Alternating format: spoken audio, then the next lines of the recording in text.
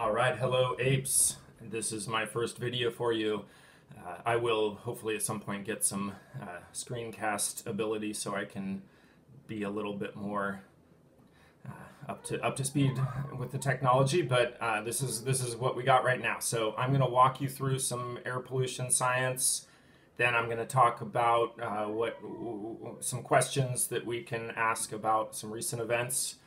But let's first acknowledge that this is a really crazy time. A lot of changes going on.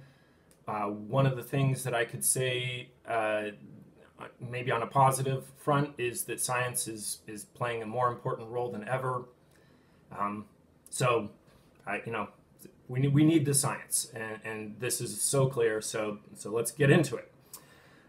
First of all, we're talking about air pollution, and like any of the problems or issues we've talked about, it's complex. We're looking at the interaction between humans and the environment, and there's complexity in the environment, obviously. There's complexity in the human interaction side, and it gets really complex when you start talking about, of course, how politically we can change this, economically we can change this, or any of the solutions. So nothing different here. So let's get into it. I'm going to be going over the slideshow a little bit. I'll probably just take 15 minutes to go over the slides. So if you want to get that fired up and you can watch that alongside, that's great. Again, once I get the screencast ability going, I can show you the slides and talk at the same time. But if you need to pause it right now and get the slideshow going, go ahead and do that. So here we go. All right, air pollution. So the first slide just looks at the components of the atmosphere, and by now you should know triple bond nitrogen diatomic gas. That's the number 1 component of the atmosphere, and that's, of course, a great thing for us because it's very inert, doesn't react with many things, and if we had 78% oxygen, it would be a very rough environment for life, and so nitrogen is great. Oxygen, of course, is very important for us and other animals, and so having a 20% oxygen content is what allows large mammals and other high energy organisms to survive. And then, you get into really some of the more minor components of the atmosphere. Argon, 0.9%. Carbon dioxide is a fraction of a percent. Obviously a very important fraction of a percent there, and we can talk about that. Certainly what that small percent means, that basically a third of a percent and rising. And then everything else is, again, trace elements. You can hear my daughter there. So mostly nitrogen and oxygen. The atmospheric layers, I don't really want to get into too much there because we're going to just focus primarily on the troposphere and the stratosphere. But the slide there showing the temperature, I think, is really interesting. And you see, for instance, that the temperature goes down as you go up through the troposphere, which you've probably experienced going up in higher elevation. Of course, the sun heats the ground and the heat radiates up, but it gets cooler as you go up in elevation. The air also has fewer particles, so it doesn't hold the heat as well. But then there's these little twists and turns with temperature. And one of the really interesting things is to see up in the thermosphere how hot it gets. And you might wonder, wow, it's so hot up there, how could you possibly go out into space? And it's a difference between temperature and heat content. If you've ever reached into an oven to pull out a hot pan, if you're pulling out a cast iron skillet, you're gonna probably burn your hand really bad if you don't have a glove on. If you're pulling out aluminum foil, not so much. They're the same temperature. One of them has a lot higher heat content. So really what you're looking at there is the particles are moving really, really fast, so their temperature is up. Temperature is a measure of particle movement, and there just aren't that many particles, though, so it's not as hot. It's a strange concept. The temperature is high, the heat content is not incredibly high. That's really not a major sticking point, just something I find interesting. But really I've got a battle of the babies in there. Again, important layers for us to focus on would be the troposphere. That's really where our interaction with the atmosphere occurs. That's where the air pollution that we're going to be focusing on is happening. And that's where life occurs, essentially. But we do have, of course, in the stratosphere, kind of right in between the troposphere and the stratosphere, is the ozone layer, and that's a really important part of our atmosphere, blocking out UV light, and we'll get into that a little bit. That's in one of really the focus on ozone comes in the climate change unit that we of course are not going to get before the test because that has now been left off of the test. But I want to talk about ozone still a bit here. So very important, that the ozone layer is there right in the stratosphere, the lower reaches of the stratosphere, and that's up. We're talking up at,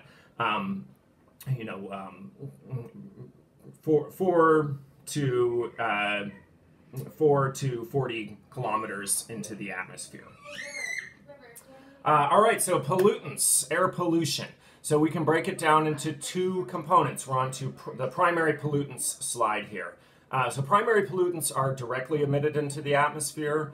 They would come from things like the tailpipe of the car, factories, smokestacks of factories, any sort of dust or particulate matter that's kicked up from any activity. So direct means it's coming from some human activity directly. So when we think about, what are primary pollutants, again, we might think of things like methane, carbon dioxide, sulfur dioxide, particulate matter from burning material. It would all be examples of primary pollutants. Nitrogen oxide would be another primary pollutant. It's going to be important when we talk about ozone formation at ground level. Volatile organic compounds that are things like paint thinner, where the fumes come up, the vapors come up off of gasoline or other materials that are volatile, meaning they vaporize easily. Those are all primary pollutants. So we go on next slide to secondary pollutants. Now these are when primary pollutants, wow, I don't know what's going on out there, but I think my children are making a lot of noise right now. Secondary pollutants formed when two or more primary pollutants interact, and or I should say one or more primary pollutants interact. Often two primary pollutants are interacting to become something different. River, come on in here. You want to say hi? No? Okay. He gets shy all of a sudden. So a great example of secondary pollutants is in fact ozone at ground level. I know we have good ozone up in the stratosphere. That's the stuff that's blocking UV radiation, vital for life on Earth. We wouldn't be here without it. This is my assistant, as you can see. My assistants, I should say. Say hi. I'll say hi.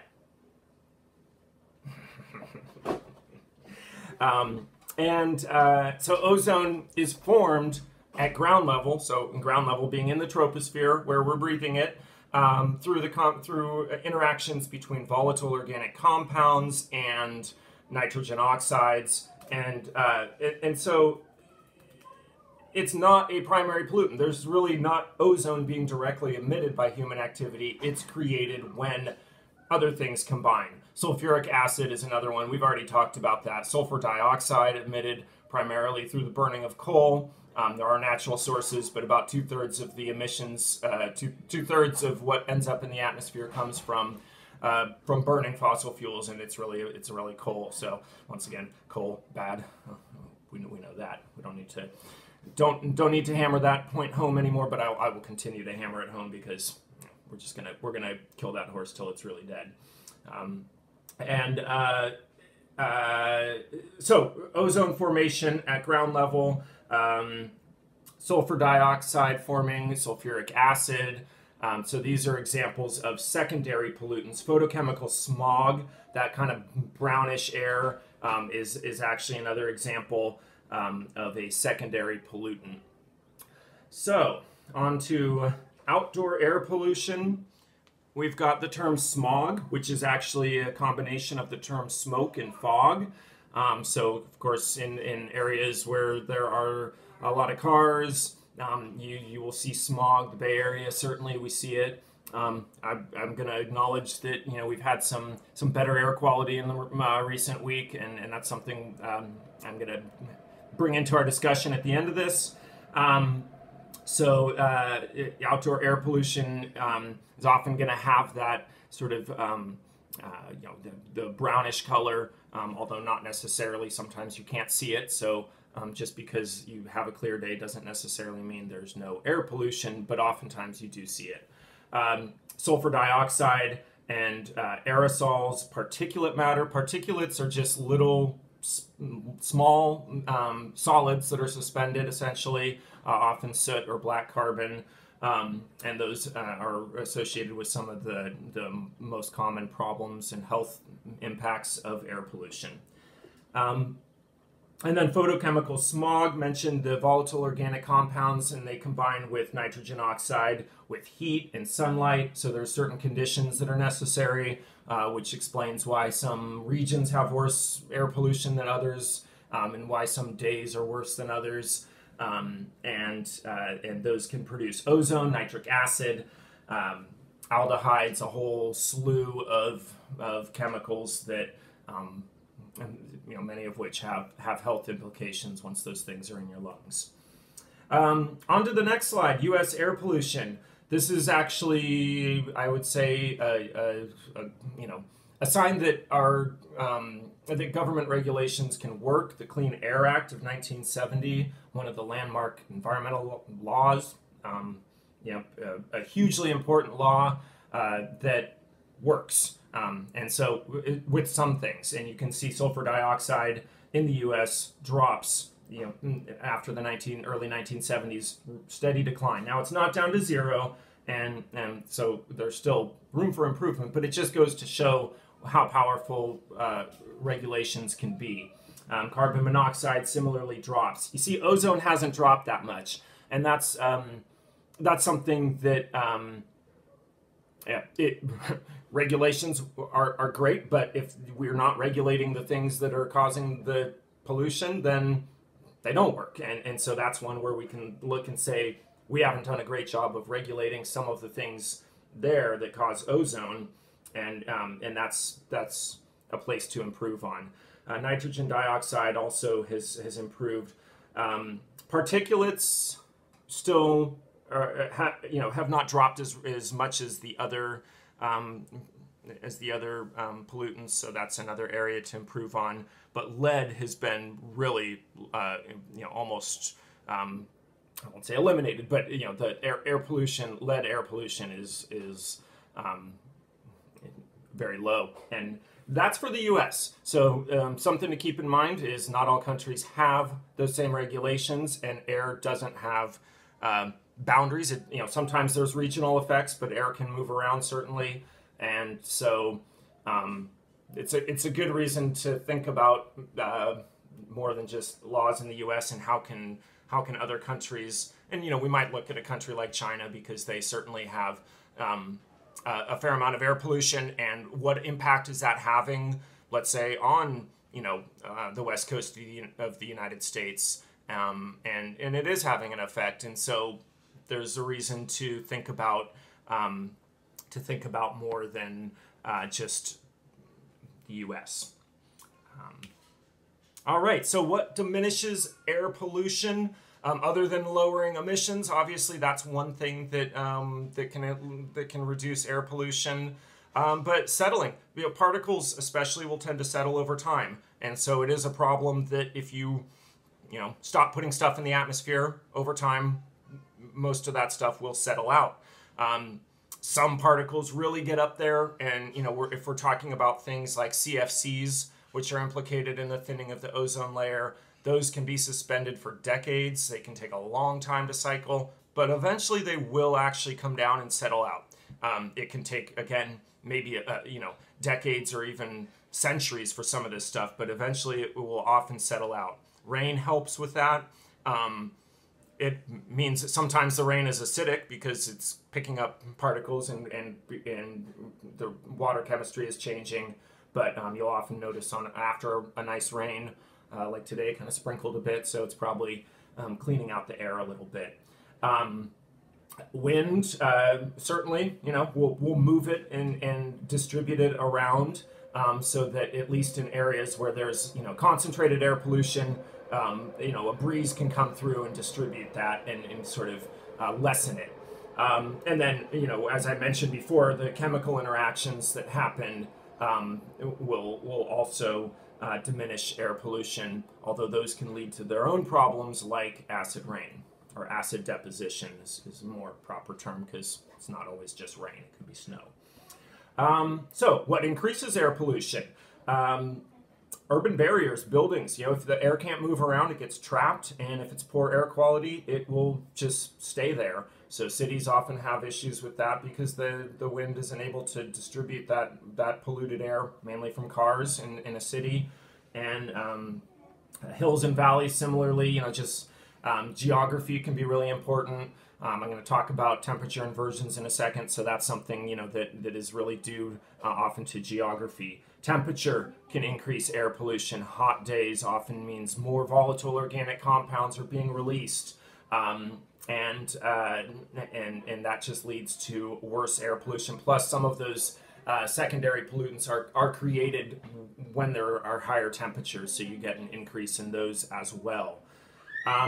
Oftentimes, there's, the air circulation causes a concentration of certain pollutants that are higher up in the atmosphere, in the stratosphere, to be concentrated in the poles, and so that's something that we see as well. And then temperature inversions, which is something that I'm going to spend just a second here to talk about. So typically, and so we're on to the next slide, temperature inversions, typically warm air rises, and when that happens, of course, if there's pollutants, it rises with the air and then is distributed by the wind.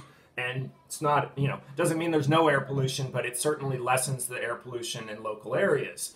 What can happen sometimes, and this is again often due to geography, really it's primarily due to geography, is a layer of cool air can essentially come in and get trapped under a warmer layer of air. And when that happens, the air that rises through that cold air gets trapped when it hits the warmer air. And that's called a temperature inversion. And it really leads to poor air quality because that pollution doesn't have anywhere to go. It gets trapped. This happens in basins where there's, either wind coming from LA Basin, for example, there's wind coming from the coast, from the ocean. Cool air coming in gets trapped under the warm air and creates a temperature inversion. So that's one of the reasons why the smog in LA is some of the worst in the U.S. and has it's improved obviously with the 1970 Clean Air Act, but it's still a problem. Mexico City, geographically, it's got mountains around it, and so it's a basin basically. And same thing, it's just that cool air, and this time coming off of the mountains, gets trapped underneath the warm air, creates really bad pollution. So Mexico City, known for bad air quality, and it's partly because there's a ton of people there and a ton of cars, and it's a big city, and maybe not the greatest regulations, but it's also due to geography. All right, now in terms of going through each of these pollutants, I'm going to let you do some of that reading on your own. I'm not going to read each of these slides. Carbon monoxide, colorless and odorless. So I mentioned you don't always see it, can't always smell it, and it can be there. And that can bind with hemoglobin and compete with the ability for us to get rid of CO2, which is obviously a really important part of our respiratory system. Sulfur dioxides, sulfur and oxygen that sulfur oxides that lead to sulfuric acid and acid rain. Acid rain is a problem for the environment, for fish, for amphibians, especially creatures that have direct contact with the water. Trees are affected by it, and so it's a major environmental problem. Again, with sulfur dioxide in the United States being something that has been limited, it's less of a problem here than it used to be 20, 30, 40 years ago, but it's still a problem. But really in places that have high sulfur oxide emissions, it's still a major problem. Particulates are really some of the worst in terms of human health, and they come from all sorts of sources. It could be from burning material, burning coal, burning wood, burning virtually anything can if there's carbon there, it can be released as soot. And also just agricultural activities, kicking up dust, kicking up particles. So there's lots there, and I have the particulate size chart. And really, one thing to notice there is some of the worst stuff is small, and that's because our lungs can't really deal. Our lungs are designed or designed. Oops. Our lungs have evolved to to take care of larger particulates, and they don't do as well with the smaller stuff. So that can cause chronic problems where your lungs are just trying to get rid of the stuff and it's trapped in there. It causes inflammation and all that. Hydrocarbons, these are things like volatile organic compounds would be part of this class. Things like benzene, gasoline that evaporates basically, and that not only contributes to secondary pollution, but just even as a primary pollutant can be bad.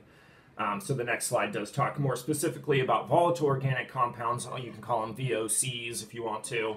And these things do include, a lot of human emissions like methane, but also terpenes from trees, which led to the fabulous quote from President Reagan in 1981 that trees cause more pollution than automobiles do. Yeah, so that's wrong, obviously. But there's a kernel of truth in there that especially pine trees and certain trees do produce terpenes, and in combination with vehicle emissions, actually, you kind of need both in that case, then that can cause ozone pollution. Oxides of nitrogen really primarily produced through the burning of fossil fuels where you have high heat. Nitrogen's in the atmosphere already. Oxygen is in the atmosphere already. When those things combine in high heat, you get these nitrogen oxides, which then can contribute to photochemical smog. And then lastly, we got ozone, which is created again through the combination of volatile organic compounds and nitrogen oxides in the right conditions where you have higher temperatures and sunlight. You actually need sunlight to catalyze those reactions, and so again, this can be a regional issue depending on those conditions being in place, and it's actually even a time of day issue where you typically have a rise in volatile organic compounds and nitrogen oxides during the morning commute, for instance, when cars are driving, and then as the sun comes out and the temperatures warm up, it starts to create these reactions. So you can have these peaks of ozone in sort of based on time of day. And I have a little chart there, formation of ozone. I'll definitely spend a little more time getting into that if we want to, but right now I'll just leave you to take a look at that. Yeah, River, do you want to come over and say hi? Is this a snake? It is a snake. Snake drawing, not a real snake. I have a snake in my house. You want to say hi? No? Come on, come over and say hi. No? All right, he's being shy. Radon is found in rocks and released through the just the outgassing of rocks, and radon is a contributor to lung cancer as it's basically, you can think of it as emitting a radiation, essentially. So that can be in more of an indoor air pollutant. So radon seepage through cracks in the basement. So certain homes, if they're in an area where there's radon in the soil, can have problems with radon seepage, and that can be fixed by sealing up the basement and ventilating. So it's not like you just can't live in an area that has radon in the ground. Although there might be, you might want to consider that, but it's especially a problem for people who have other conditions like smokers or something like that, can really contribute to an increase in the risk for lung cancer. Indoor air pollution is often worse than outdoor air pollution. That was the question I asked you initially, and so what does this mean? Well, and why is this? And part of it is because we just have all these things inside that emit gases and particulates, from our stoves. If you have a gas burning stove, to heaters, to the carpet, to building materials, paints on the wall, all of that stuff has the potential to release material into the house. I think I know I mentioned at least at some point, the fireproof material that's in a lot of couches, all of that stuff can get into the air. And so in more developed countries where you have a lot of these things in houses, air pollution is often worse in the house than outside. And cars are really bad too. Cars, it's all that material in there. That new car smell, that's not, it's not a happy thing, right? I mean, that's basically pollution. And in less developed countries, air pollution is often worse inside as well because of the burning of charcoal and wood to heat and to cook, and that particulate matter it can be really harmful. All right, so I've got that nice picture of sources of indoor air pollution. There's a whole bunch of stuff there. I'm not going to talk about it in detail. Check it out. Outdoor air pollution. There's again natural sources like volcanoes, wildfires. We saw that. That can be really bad. Obviously, that particulate matter in the air can be really horrible with wildfires. So natural sources are certainly major contributors, but the main thing that we certainly have some control over would be things like pollutants coming from cars, factories, and agriculture. And airplanes. Yeah. All right. So, how bad is air pollution? It is one of the leading causes of preventable death in terms of environment. It may be the leading cause. Air pollution may be the single biggest environmental hazard that we could be avoiding. So, I have a couple of articles I'm gonna share with you guys. But, in terms of loss of life, we're talking about, on an average worldwide, about 2.9 years taken off of everybody's life because of air pollution. That's not all equally distributed, but even in more developed countries, it's still considered one of the leading causes of loss of life. And again, loss of life doesn't just mean like, that could also mean people who are just sick and aren't able to be productive or to work, or who have impairments, and so it's not just death that this causes, although it certainly can lead to death as well. And the last slide I have for you, California is the worst state in the... I'm going to have to edit that out. California's bad. Look at the cities in California. We've got Bakersfield, Fresno, Los Angeles. These are, Modesto, Riverside, Merced. And yes, those cities are worse than other areas, but overall, California certainly has problems. Why? Lots of people, but it's more about cars, and it's more about also the fact that we have geography in the Central Valley, especially that leads to concentration of air pollution. Okay. All right, so the question then, of course, that comes from all of this, which might be on some of your minds. I know I heard some, talk of it at the end of our time together as a class. Is it a good thing that air pollution has diminished in cities that are responding to COVID-19 by having by having quarantine and the fact that people aren't out driving and people aren't flying as much. And so, first of all, yes, it's true. The air pollution is diminished, and at least in certain areas, it certainly is noticeable and has been measured and is detectable. So there is truth to that. So so we can say yes, air pollution has been diminished. But I think I'm interested to know what you guys think about the various responses, and I think one of the things that's come out of this is people have kind of said essentially. Many people have kind of viewed this as, this is kind of, nature's way of telling us that there are too many people. Nature's way of telling us that we need to sort of, get rid of people. And I would just throw out there that, if your take on this is that, and I'll quote some comments that I've seen, people are the real plague, I would ask you to really investigate that claim. And I'm going to encourage us to think about, first of all, what is the long-term impact of this? Is this really going to have a beneficial impact on air pollution long-term? But really also, what's the proper response to this?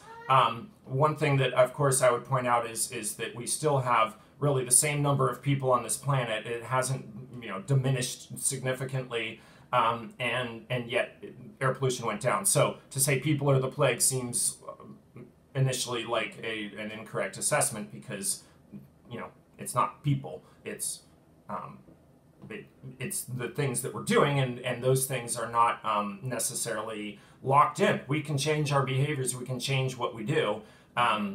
So that's something I'd ask us to think about. And again, I'm going to put out some articles that kind of explore that idea, and some comments that I've picked up online that, again, I think we kind of have to be wary about.